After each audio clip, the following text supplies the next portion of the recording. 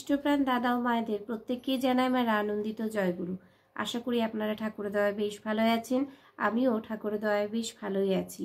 প্রত্যেক দিনের মতোই পরম প্রেমময় শ্রী শ্রী ঠাকুর অনুকূল চন্দ্রের বিভিন্ন গ্রন্থ থেকে বাণী পাঠ করি। আজও বাণী পাঠ করব আর একটু ব্যাখ্যা করার চেষ্টা করব।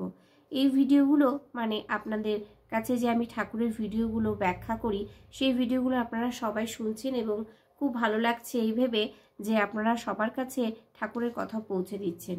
জয়গুরু প্রত্যেককে। কথা আর বিশেষভাবে বাড়াবো না। অবশ্যই আপনাদের কাছে আর একটা অনুরোধ যে ভিডিওটা কেউ স্কিপ করবেন না, স্কিপ না করে অবশ্যই একটু শুনবেন এবং ভিডিও শেষে আমাকে অবশ্যই কমেন্টস করে জানাবেন যে আমি যে বাণী পাঠ করছি তা সঠিক হচ্ছে কিনা। জয়গুরু। তো পরম প্রেমময় শ্রী শ্রী ঠাকুর অনুকূল চন্দ্রের শ্রীহস্তলিখিত সত্যানুসরণ গ্রন্থ পাঠ।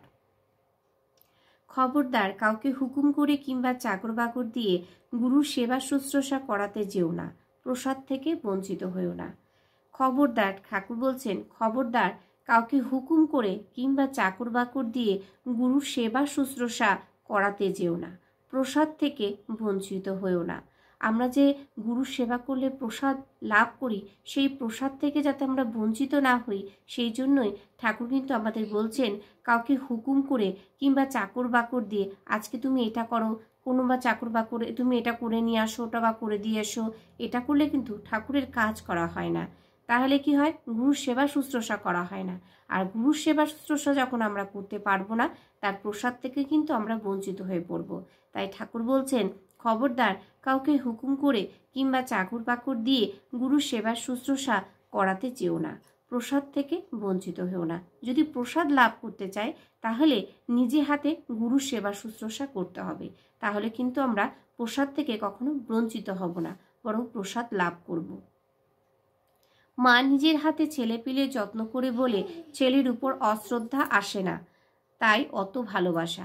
মা যদি ছেলে মেয়েদেরকে যত্ন করে, প্রত্যেকটা মাই কি করে? ছেলে মেয়েদের যত্ন করে, সেই জন্য কিন্তু ছেলের উপর অশ্রদ্ধা কখনোই আসে না। সেই জন্য তাই অত ভালোবাসা। ভালোবাসা কিন্তু তখন সেভাবেই গজায়। তাই আমরা যদি গুরুর সেবা শুশ্রূষা নিজে হাতে করি তাহলে কিন্তু তাতে আমরা যেমন প্রসাদ লাভ করব এবং তাতে আমাদের সাথে কি হবে? ভালোবাসাও জন্মাবে।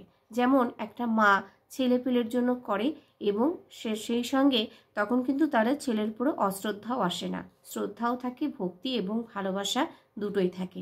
আমি খুব অল্প পরিমাণে ভিডিও বাণী পাঠ করছি এবং ব্যাখ্যা করার চেষ্টা করছি। আজকে আর বেশি কিছু করছি না।